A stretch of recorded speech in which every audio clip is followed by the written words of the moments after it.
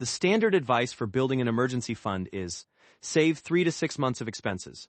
If you're living paycheck to paycheck, that number is so large it becomes paralytic and nothing happens. Here's the thing almost no one says. The research on financial resilience shows that the biggest behavioral jump isn't from 0 to 6 months. It's from 0 to $500.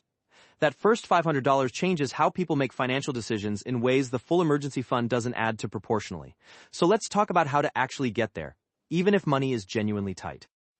Without an emergency fund, you're one bad week away from a financial setback. Not a catastrophe, just a setback.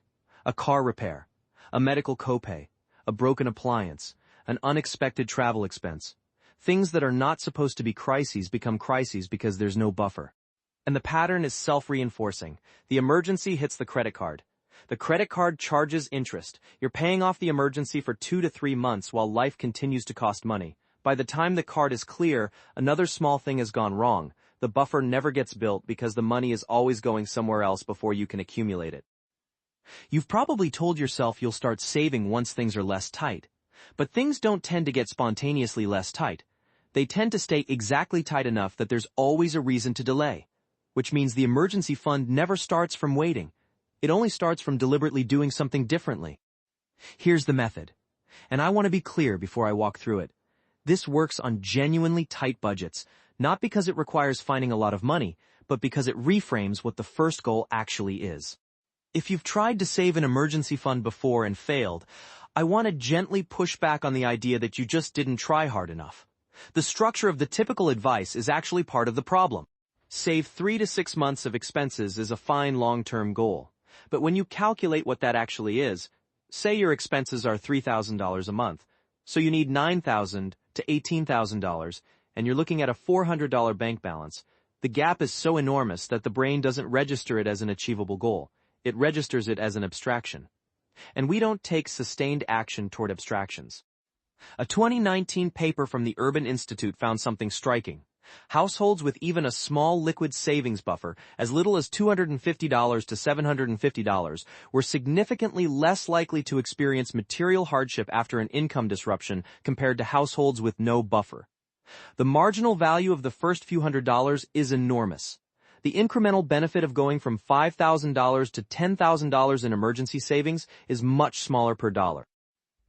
This means the advice to think about emergency funds in terms of months of expenses is actually backwards for the majority of people who have nothing. The first goal shouldn't be survival-level security for several months. The first goal should be enough to absorb the most common small emergencies, typically $500 to $1,000. Once that's in place and you're not constantly pulling from it, you build toward the larger cushion. The sequence matters. Here's the specific method, in stages. Each stage is achievable on its own before you move to the next. Stage 1, $500 target. Timeline, as fast as you can without breaking your regular obligations. Open a separate savings account. If you can, use a high-yield savings account at an online bank, currently paying 4 to 5% APY, which is meaningfully better than a traditional bank's 0.01%. Name it emergency only. Set up the smallest auto transfer you can genuinely not cancel. Even $20 a week. Even $10, the automation is non-negotiable because saving what's left always leaves nothing. The auto transfer moves before you can spend it. In addition to the auto transfer, do a one-time accelerator. Go through your last 30 days of bank statements and find one thing you can put $50 to $100 toward the emergency fund this month. A canceled subscription, one less restaurant meal, a side gig shift, something you can sell. This first manual deposit matters because it gets the account moving faster and changes how the account feels to you. Stage 2, $1,000 target. Once you hit $500, don't stop. Keep the auto transfer running. At this point, you've crossed the threshold where the most common emergencies are fully covered without a credit card. This changes the texture of small financial problems. They stop being crises and become inconveniences. That shift is worth more than the dollar amount. Stage 3, 1 month of essential expenses. Once you're at $1,000, gradually increase the auto transfer even by $25 more per month and work toward 1 month of your essential fixed costs. This is the full first-tier emergency fund. It's not 3 to 6 months, but it's enough to absorb a job gap of several weeks, a major repair, or a medical event without going into debt. Stage 4, 3 to 6 months. Long-term goal, not the starting point. This is where you end up after sustained effort, not where you need to be to start.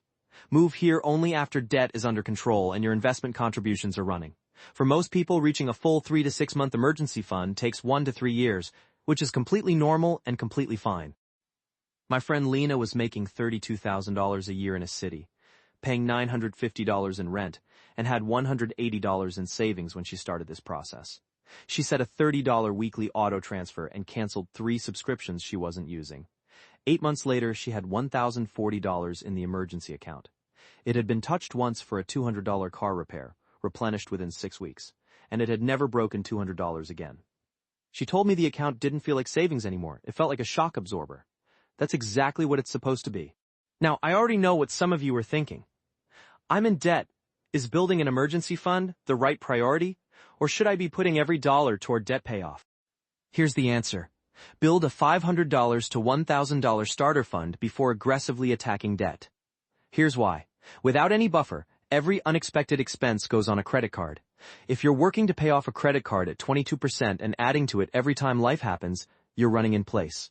A small buffer stops the cycle of emergency spending that makes debt payoff so slow for so many people. Once you have $500 to $1,000 in emergency savings, then shift the focus to high-interest debt. The math on a 22% credit card almost always beats the math on keeping cash in a savings account, earning 4 to 5%, but not if you're simultaneously adding to the balance every time an emergency hits. The $500 buffer is what makes aggressive debt payoff actually work. Remember what I said at the start, the most impactful financial threshold isn't 0 to 3 months, it's $0 to $500. That first buffer changes how every subsequent financial decision feels and how well every other financial strategy works. It's not a luxury for people who have their finances together, it's the thing that helps you get your finances together. You can start this today. Set up the account, name it, schedule the smallest auto transfer you won't cancel, and make one manual deposit this month to get it moving. That's it. Everything else builds from there. If this helped, subscribe. I put out one of these every week and they build on each other. And if you want to understand what your financial life looks like at every level of savings from $0 to $1 million, I linked that video right here. Watch that one next.